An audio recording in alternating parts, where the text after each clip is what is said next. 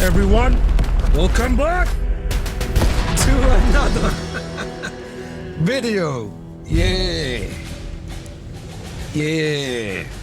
Welcome back to another tactical discussion whilst I am on the road again. We are reacting to a deep dive by Battlefield Studios regarding Season 4. And yeah, this is more of a reactionary video to this particular vidoc released by Battlefield Studios. I do enjoy making these type of videos. It's really good to get a perspective on the development side of the game because, again, massive problems with the development side of this game.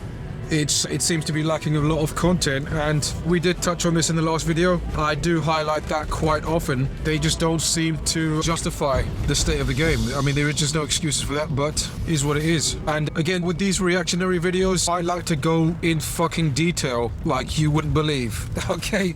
Excruciating detail. I look at the developers, their personalities, all those nervous tics. I expose every single flaw with these people. I zoom into their nose and shit. Yeah, I'm bringing out all of those gritty details with these analysis. And be sure to smash the like button, guys. I really do appreciate all of that support, all of the comments, and yeah, it's much welcome. So yeah, without further ado, let's get into it.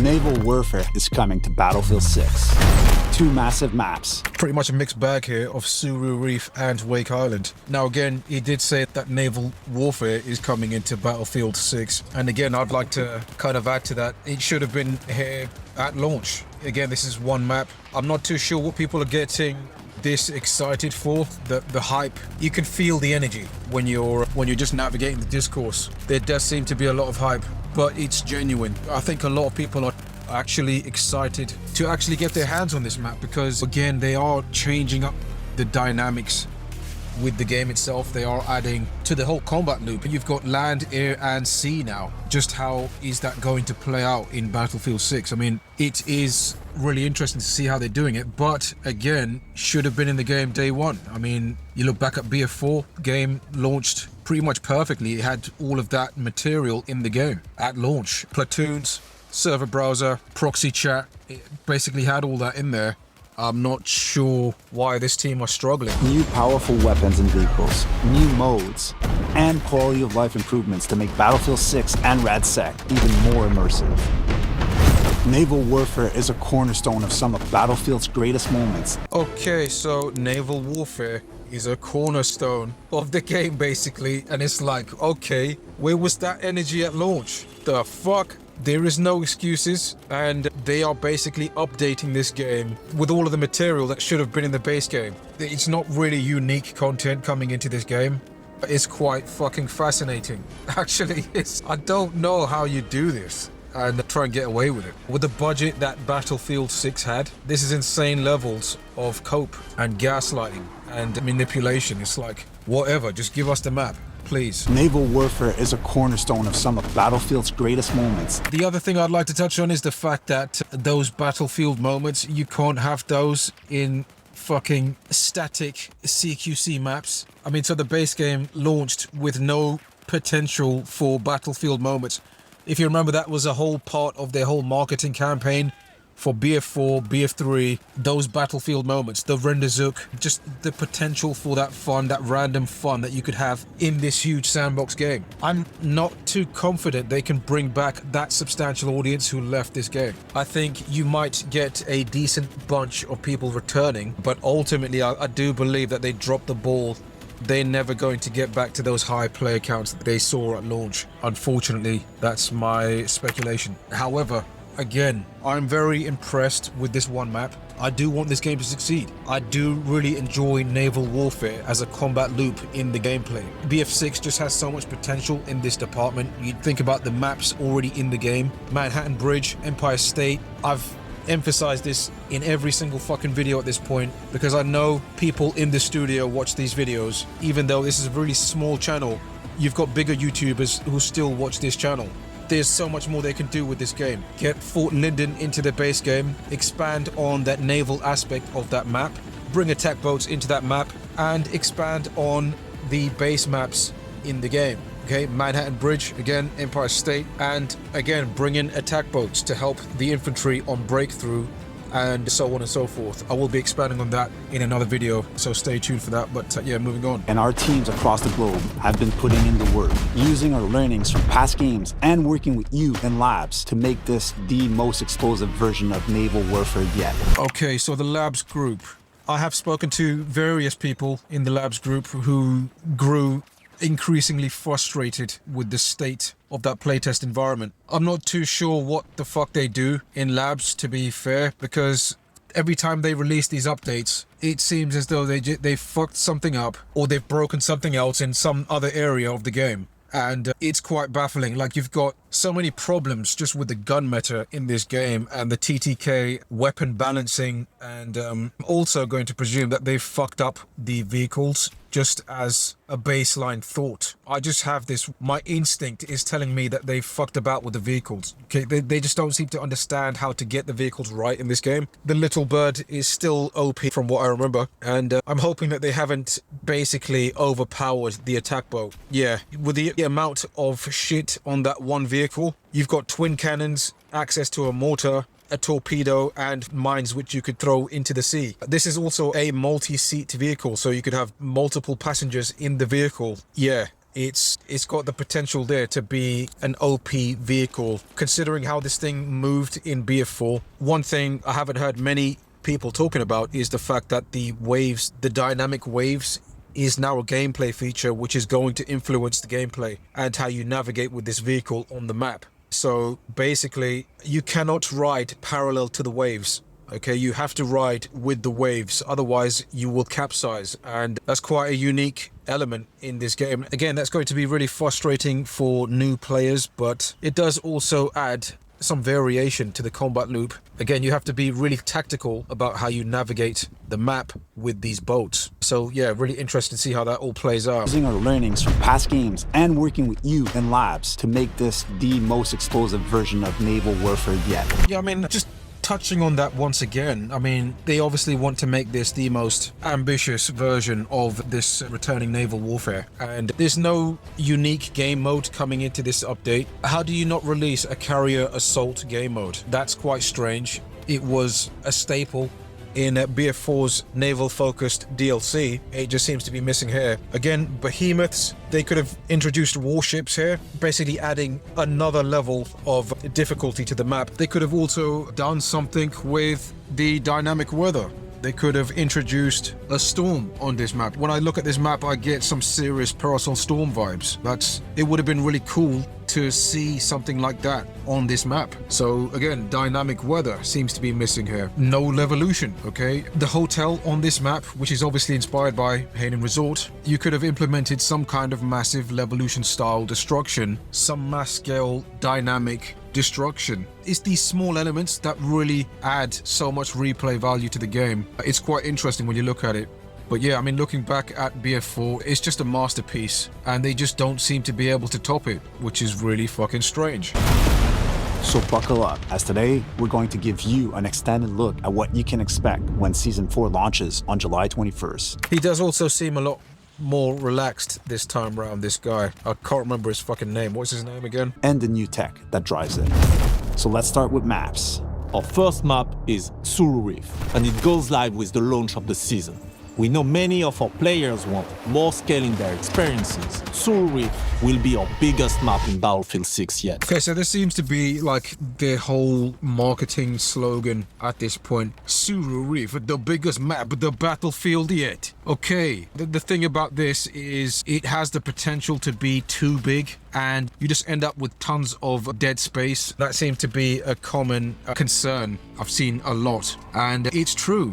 64 players might not be enough to support this map, considering you intend to place 9 capture flags on this map on Conquest. And looking at the site plan, it's like, okay, some of these flags don't really need to be there. It's like you've just thrown them there for the sake of it. And I am also concerned about how this map is going to play in Breakthrough and Rush. Are we going to take advantage of the scale of the map? I mean, you can't necessarily do that because those two game modes, they work with a linear style map flow. That's basically how that game mode is designed. And whilst at the same time it would be perfect for that kind of beach landing naval assault theme, at the same time I'm not too sure they're going to take advantage of the massive space that this map can have. Again, considering it's just a huge circular map, and these maps don't tend to particularly play well on Rush and Breakthrough. There's just so many angles it could screw up in terms of supporting those two game modes,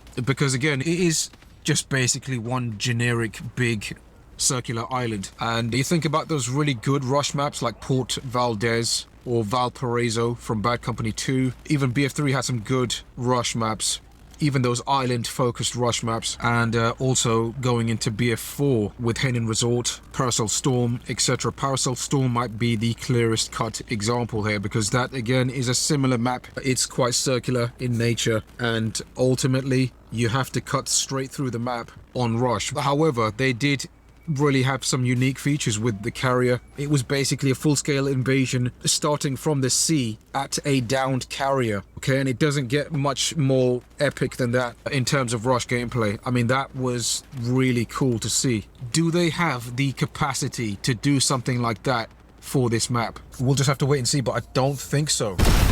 That's right, even bigger than Railway to Goldman.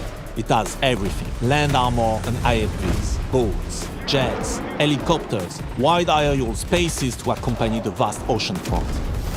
This is all-out warfare at its finest.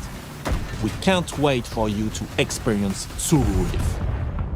Really promising what they have on offer there. Again, it's catering to really opening up this game's sandbox. It's just wild because you look back at the base maps and none of it is there. Like, it just doesn't offer this experience. It's crazy that we've had to wait fucking a year post-launch to get in the basics, and many of those social features might not even be coming in Season 4. It might be coming in Season 5. It might even be coming later into Season 4. Yeah, it's crazy. All-out warfare at its finest.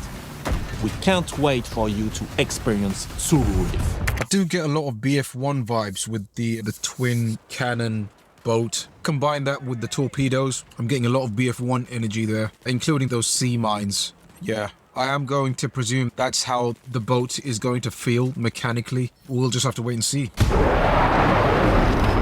Later in the season, we'll be bringing back an old friend, Wake Island.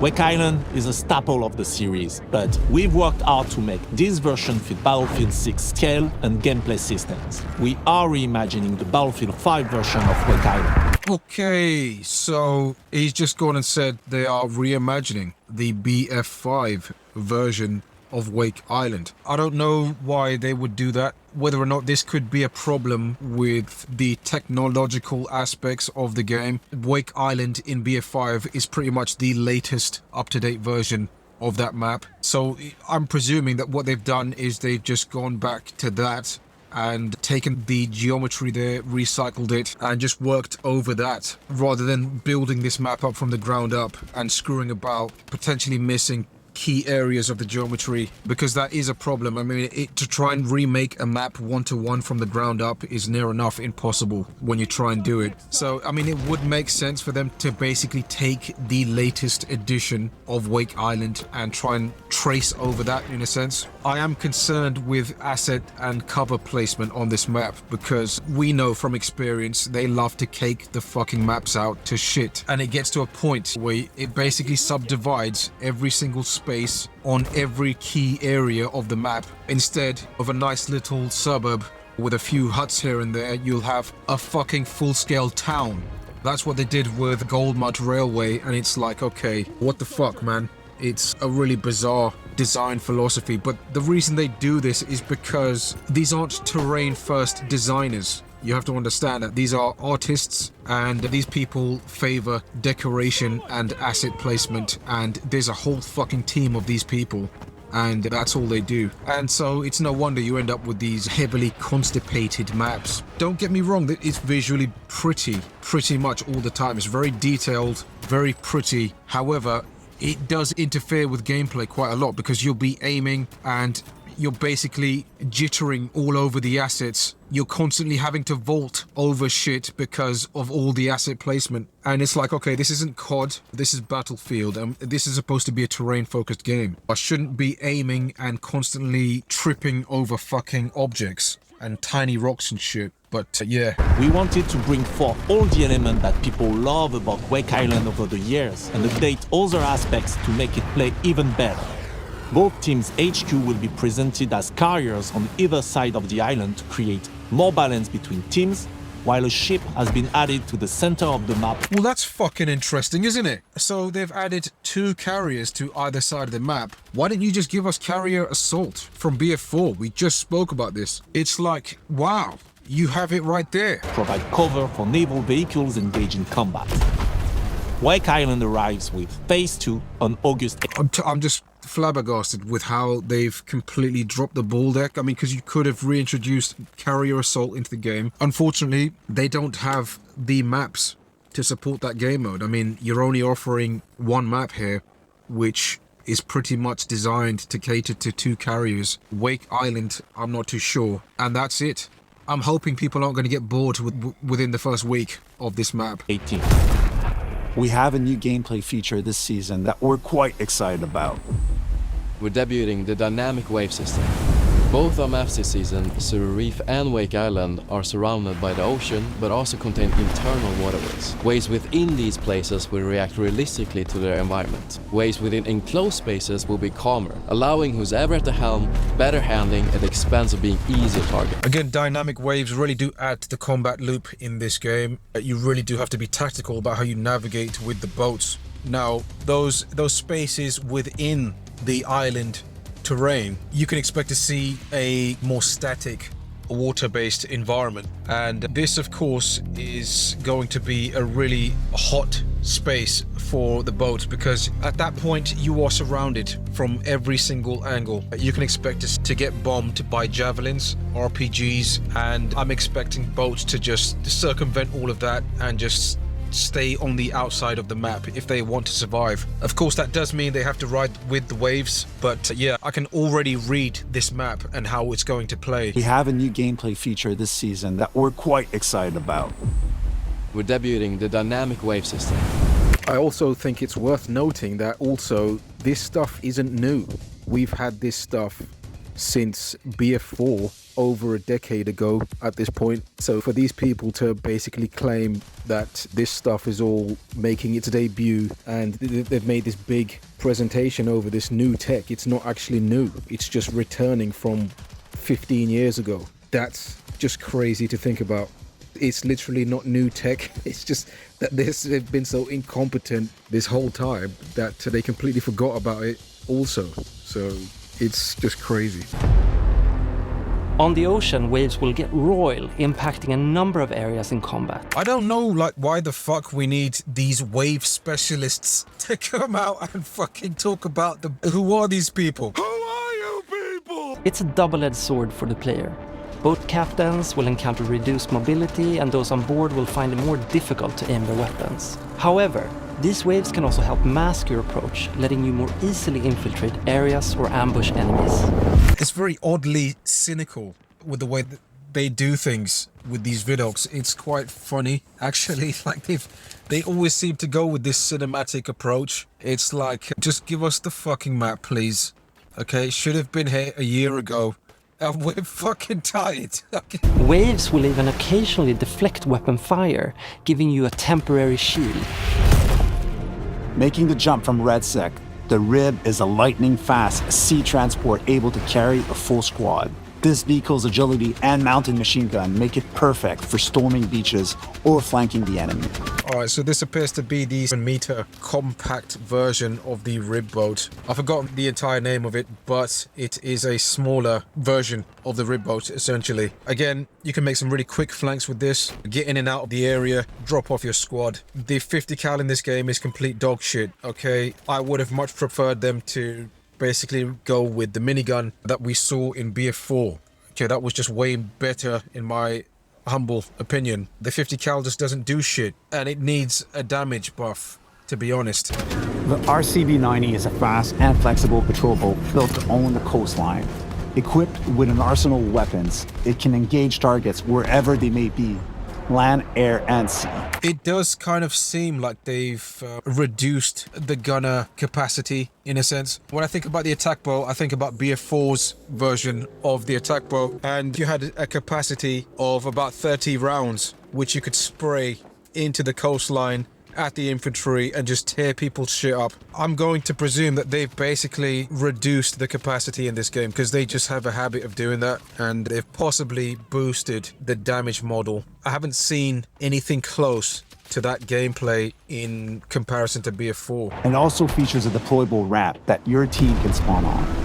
Smart positioning and teamwork will help make the RCB-90 an invaluable tool for naval assaults. A new season of Battlefield 6 This thing is just going to fucking kick ass, man. It's so overpowered. I mean, you have the gunner seat, which he's spraying right now, which seems really similar to the LAV in the game currently. Again, you also have anti-air capabilities. It looked like a tow missile, which he just shot out at the attack helicopter there. You also have torpedoes, mines, and a mortar. It's like, wow. Do we also get active protection system on this vehicle? It's like, this thing is going to be overpowered. A new season of Battlefield 6 means all new weapons to wreak havoc with. The deadly bullpup assault rifle, the EF-88, a versatile weapon for those who want to storm the front lines or fight from a distance. Okay, so the EF-88 is actually the AUG, if you remember that, returning from Modern Warfare 2. Many games, many films, you've seen this thing in the past with. It's the gun that fucking Hans guy had at the end of Die Hard.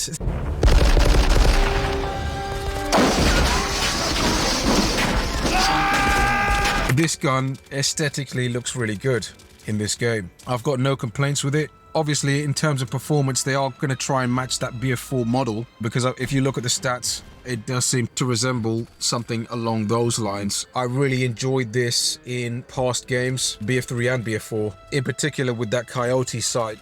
This was a really fun weapon to use. However, it wasn't my main at all. But yeah, I'm really interested to see how this weapon turns out. The Bren 3 Carbine is an absolute lethal mid-range option that's perfect companion for fast-paced coastal combat. Again, there does seem to be some weird shit going on with the gun meta in this. The names aren't the true names of the actual weapons, and the reason that they've done this is basically to avoid copyright, to also avoid paying the manufacturers of said weapon. It's quite strange, but again, the game feels a bit less authentic, and yeah.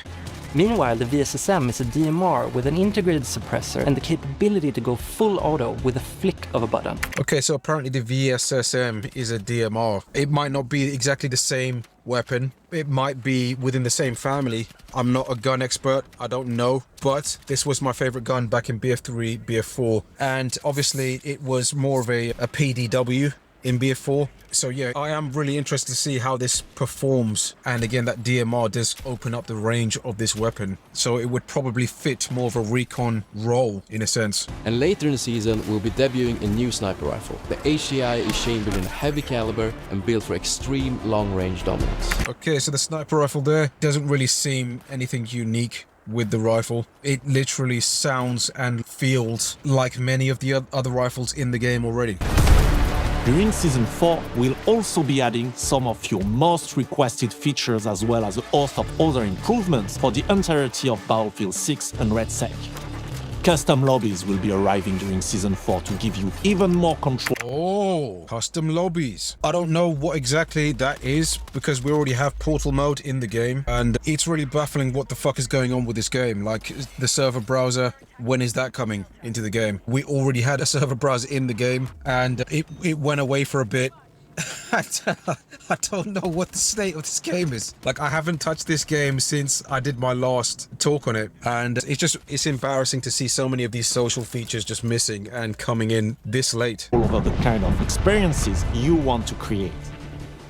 In Portal, creators will have the option of a pre-lobby screen that will allow players to sort themselves into teams and squads. These lobbies will also have admin controls and in-game lobby settings, letting you designate admins and spectators. Wow, really cool stuff there. It's just a shame that they haven't been able to get it in the game earlier. 3 months max, I think. At that point, when you're missing all of that, it's like, okay, people are going to start leaving. Alongside custom lobbies, Spectator mode will also be dropping in Season 4, private matches in both Battlefield 6 and RedSec. With several options at your disposal, you will be able to enjoy witnessing the scale of Battlefield unfold from multiple perspectives. 2 new maps built for land, air, and sea combat at epic scale.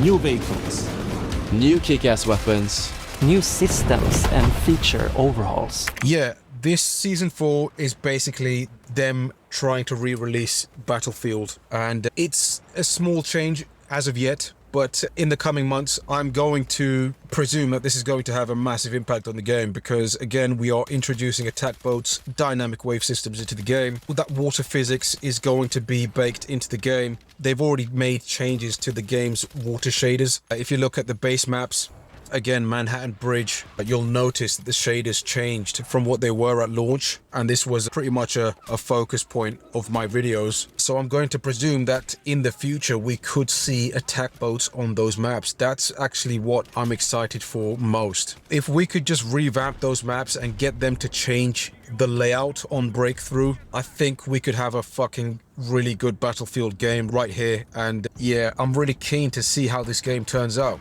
and what people can do with it on Portal mode. Are people going to have access to attack boats on Portal mode? How far does this extend into the community social environment? I mean, that's really what I'm excited for. And finally, the arrival of our team up with the world of Top Gun.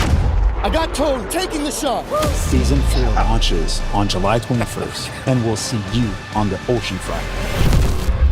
That's really cool to see that they've kind of done a partner up with the team at Top Gun. I did make a post about this. I mean, I don't know who's managing the accounts there at Battlefield Studio, but they keep seeming to make these really cringe posts. But yeah, I mean, it's cool to see that they've partnered up with the guys at Top Gun to come up with some unique dialogue for the game. That's all really interesting to see that stuff. But yeah, that's going to do it for this one, guys. I shall see you in the next one.